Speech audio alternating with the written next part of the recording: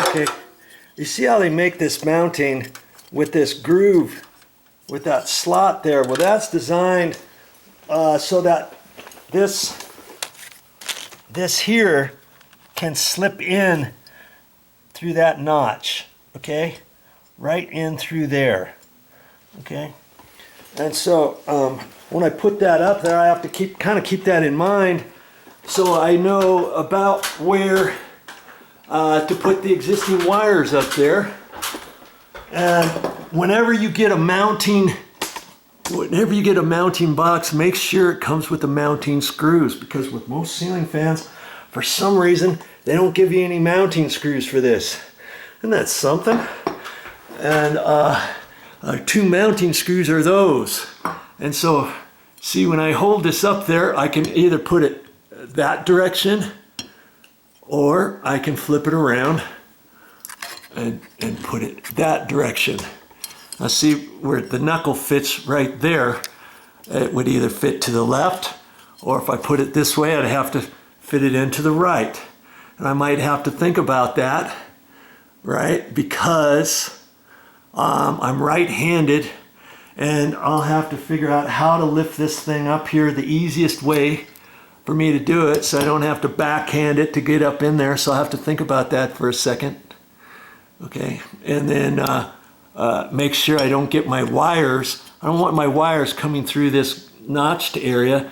That has to be left open wide. And the funny thing, when I was reading it, they said all the wires for your grounding should be on one side and all your other wires should be on the other side. And maybe for interference or something. So I'll have to look at that diagram again, meaning the neutral, the white wire and the ground wire should be on one side and the black wire should be on the other side. And I've never really thought about that before. I've just wired it up however it comes. Ground wires on one side, white, black, blue on the other side. I'll look at that for a second and decide how I want to get that mounted up there, okay? And the key to that is you want to mount that up there nice and secure, because that's the other thing. If your box is not tight, let's say it's not flush with your drywall, and let's say it's inset a little bit, and let's say you tighten this up and these prongs happen to fit on the drywall or something, and then you put your screws in, well, your screws are only sucking that up tight to the drywall. So if it's something like that, you got to make sure you really crank down on it, because if you just get it snug, after a while it could loosen up a little bit, and your bracket assembly is not actually tight to the box. You see what I mean? And so if your ceiling fan were to ever wobble, is it always because this knuckle gets loose? No, the knuckle could be tight. This whole mounting bracket could be sloppy, and it might be because it needs to be tightened up there a little bit more. Could be all kinds of things. It could be the set screws loosened up, and this thing is loose at the bottom, so you'd have to tighten up those set screws. It might be because your fan blades got loose. You have to tighten up your fan blades. So I go through all kinds of stuff on figuring out how to fix a ceiling fan wobble and stuff. Okay, so now enough of that. I'm going to get up there and figure out exactly how I want to mount that. Now, as for mounting, does it matter? Does it matter if I mount it that direction or that direction? On flat ceilings, no, it doesn't matter. It does not matter. But if this was on a cathedral ceiling, let's say this was the low side of the ceiling and that's the high side of the ceiling, okay, and it's coming down at an angle, does it matter which way you put this? Yes, of course it does, because there's a nib. You see this little, I don't know if you can see it. There's a little nib. You see right there, that nib coincides with the little nib on the side of your ceiling fan. Okay, and yeah, that's funny. They got four nibs on this. So once you put it in, you just have to swivel that to where it fits. Your nib fits on that little holder thing, and that keeps your knuckle from moving around. And if it's on a slope, you've got to have that nib facing downhill, so that when you put your knuckle up there, you twist it around, your nib hits it, because your nib's never going to hit it if you have it facing uphill and it's up over here. Do you see what I mean? Chances are it's not going to hit it very well. And maybe they've had that problem and issues before, and maybe that's why they put nibs all the way around this thing. I don't know. But for me, I would always try to put that nib facing down.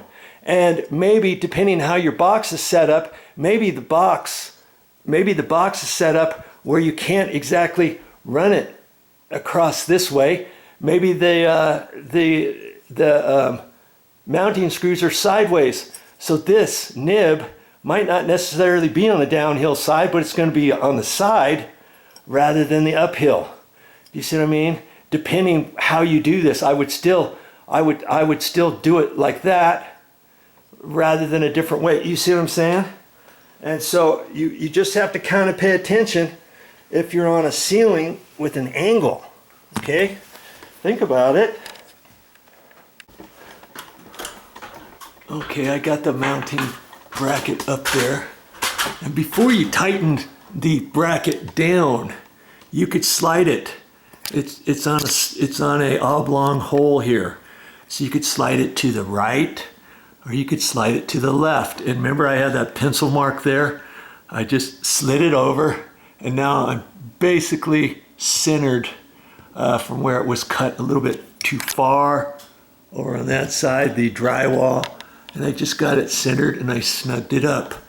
And I redirected the white wire coming into the box. That's the neutral wire. Okay, so the neutral wire that hooks up to the outside power, I'll keep on this side, as well as the ground, as well as this ground. I'll bring it over this direction. The ground on the knuckle of the ceiling fan. I'll have all the ground wires and the neutral wire on this side, and I'll have the black wire over here, and the black wire coming from the ceiling fan, as well as the blue wire from the ceiling fan. And maybe that will help reduce any interference that you might have from conductors of your ground and neutral wires as opposed to your hot wires. I've read that on the directions, but I've never really had an issue with handheld remotes before. I would just hook up the wires, shove them all up there however I could. And it is what it is. And I've never had an issue with a handheld remote not working properly. Okay, but on this particular one, I'm going to go ahead and do it the way they suggest. Okay, so now, am I ready? And I got the knuckle on that, the notch for the knuckle on that side. Even if I flip the ladder around, I might have to use both hands to get it up in there and get the knuckle in there. Okay, and before I do that, you see, I could cut these wires, and I might cut the wires off to about there. I don't need this extra wire anymore, right? I don't want to cut the wires too short. I can always cut the wires shorter after I get it up there, right? So I'm going to go a little bit long, and then this extra wire, I'll probably save it. I'll save it and throw it in my little red bag over there, in case I ever need that for something, you know. Okay, so I'll do that, and then I'll figure out how to angle my ladder strategically. I might flip it around the other way. I'll just have, and I'll do that and kind of go through the motions and see which way it's going to be easiest for me to manhandle that. It's not really that heavy. It's just slightly awkward, but there's still enough room in between the blades for me to lift it up there and for it not to hit the ladder as I'm going up and all that stuff, and then get it in there. You'll be able to do it. And as for the light kit and stuff, I'll look at that afterwards. And for the light kit, I don't want to start installing that now. You know, I always like to do that when it's up in the air. You see what I mean? That way I don't mess anything up. Especially the bottom glass globe. You know, so I'll have to read on that, on how that all goes, and I'll install that after I get this next bit up. Okay, coming up. Okay, I guess it's do or die. Yeah, I told you about mounting that bracket. So whatever, you know, if you're right-handed or left-handed, I did it the very opposite of what I said, but I think I'll still be able to do it. I just got to be careful with it. It's just kind of awkward is all. Lifting it up there, and all. Yeah, I gotta figure out how to lift it and how I want to hold it and all that once I get it up there, because that top trim doesn't allow me very much room to get my hand up there. You know. See now. Oh man. I think I have to. I'm gonna move my ladder over a little bit, because the last thing I want to do is lose my balance on the ladder. You know what I mean? Okay. I'm trying to keep it off the ladder as best I can. I'm gonna move the ladder over about there. I'm just gonna keep the camera rolling. Okay. Oh.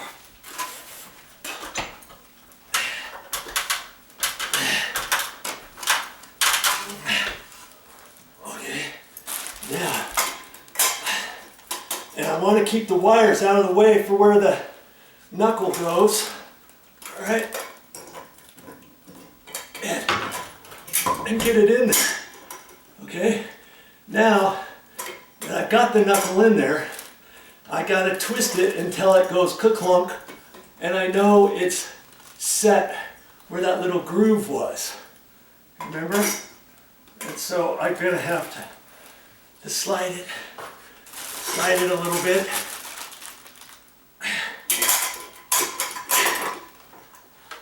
There. I felt it go down. Okay, so I know it's in the right place. If you don't do that and hook everything up, and if you don't have that notched in there, your ceiling fan will still work, but it'll twist until it falls down, and it might miss, and then your wires might get all messed up in there.